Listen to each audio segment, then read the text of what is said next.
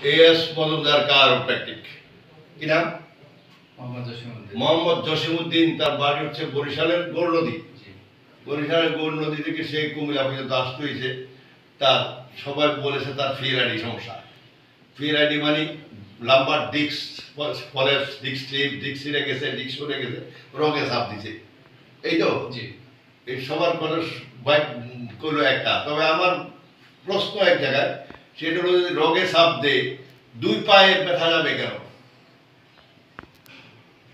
রোগে চাপ দিয়া থাকলে ডিস্কটা তো এত দুর্বল জিনিসটা, সে একদিকে ছিঁড়ে, সে তো দুই দিকে একটা টাইম ছিঁড়ে না। দুই দিকে একটা টাইম ছিঁড়ে তো তার মেরুদণ্ড ভেঙে যাবে।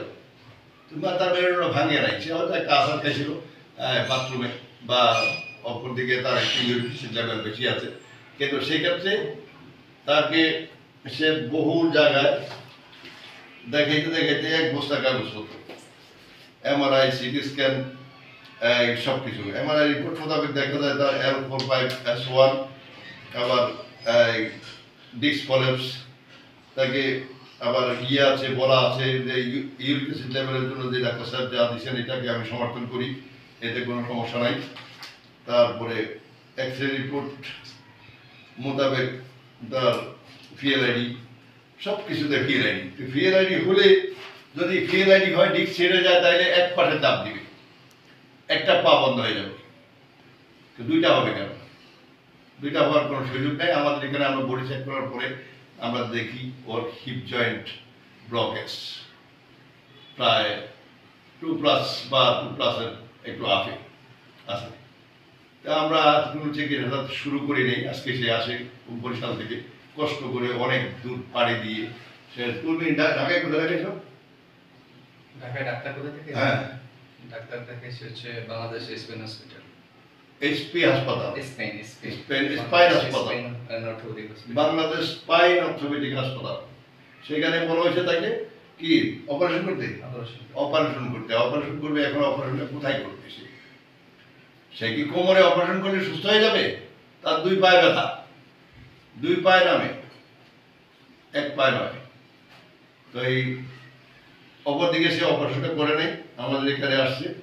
আমরা অ্যাডজাস্টমেন্ট এগুলো শুরু করিনি, আমরা করবো অ্যাডজাস্টমেন্ট শুরু করবো। অ্যাডজাস্টমেন্ট শেষে আমরা একটা ভিডিও দেওয়ার চেষ্টা করবো। খোলা আছে।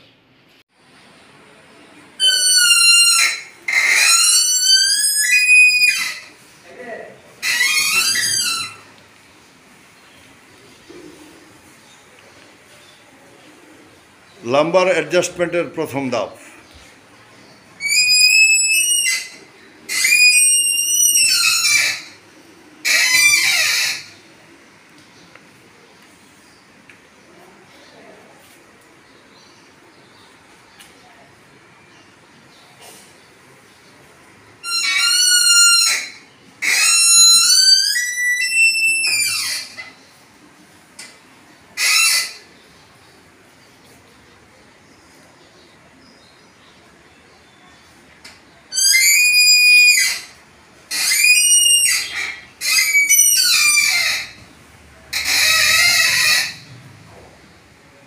এখানে সার্ভাইকাল ডিস্ক অ্যাডজাস্টমেন্ট।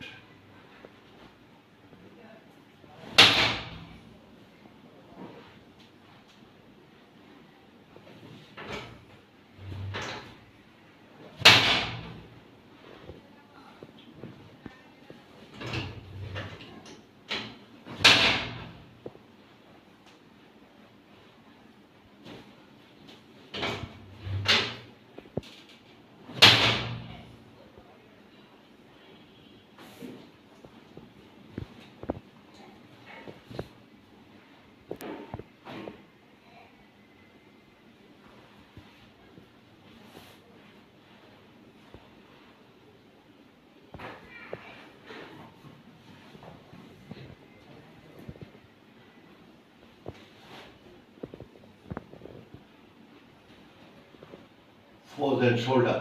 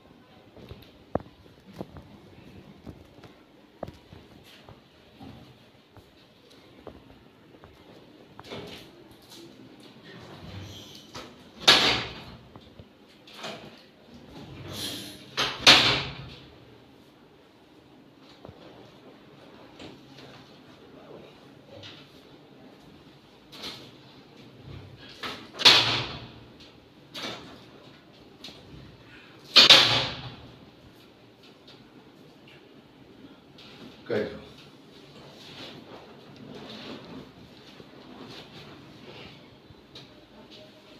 পাটা সোজা করো।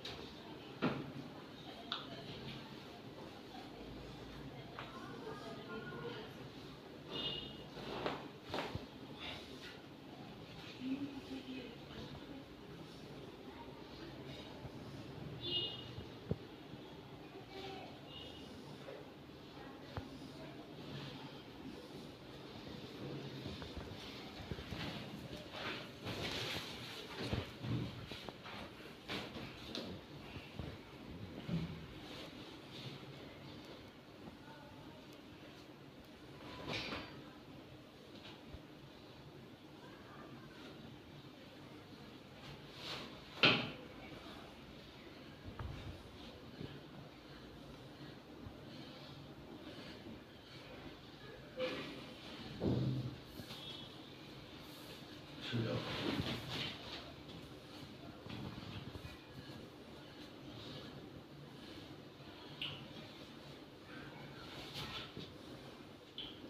বড়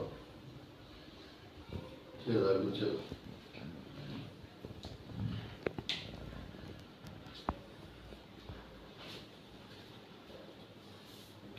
নরম করো, একটু নরম।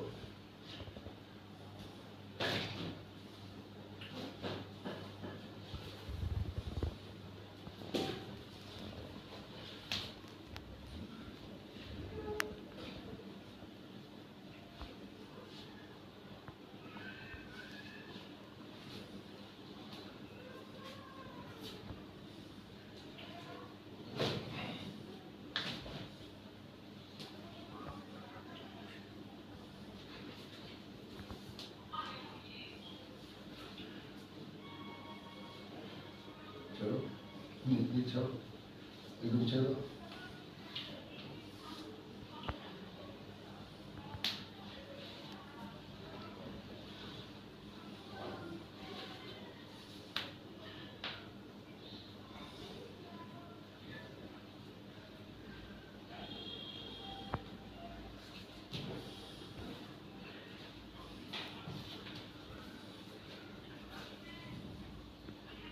ছেড়ে দাও।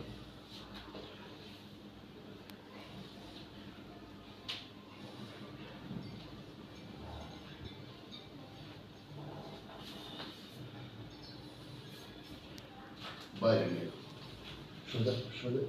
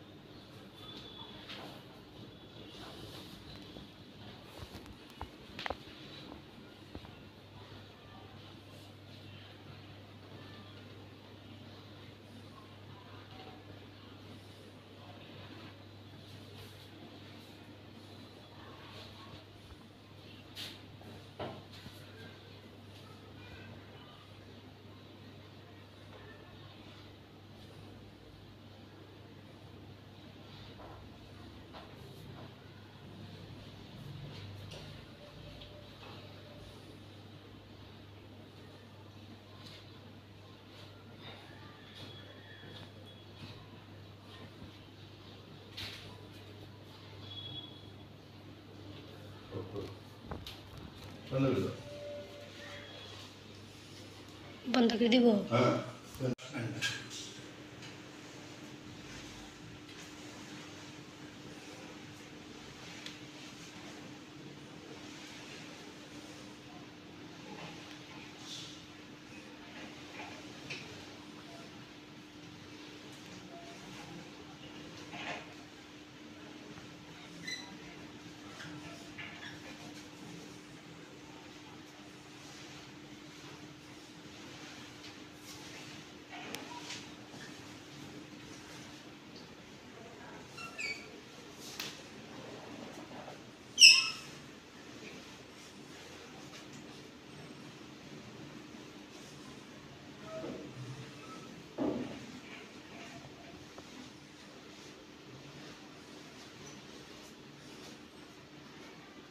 अब कर दो। জসিমকে আমরা, সে বরিশাল থেকে আসে, আমরা আজকে 3টা সেশন চিকিৎসা দিয়ে ছাড়পত্র দিতেছি, বলছি যে আমরা 1 মাস পরে সে আমাদের এখানে আসে আরেকটা 2 দিন চিকিৎসা নেওয়ার জন্য।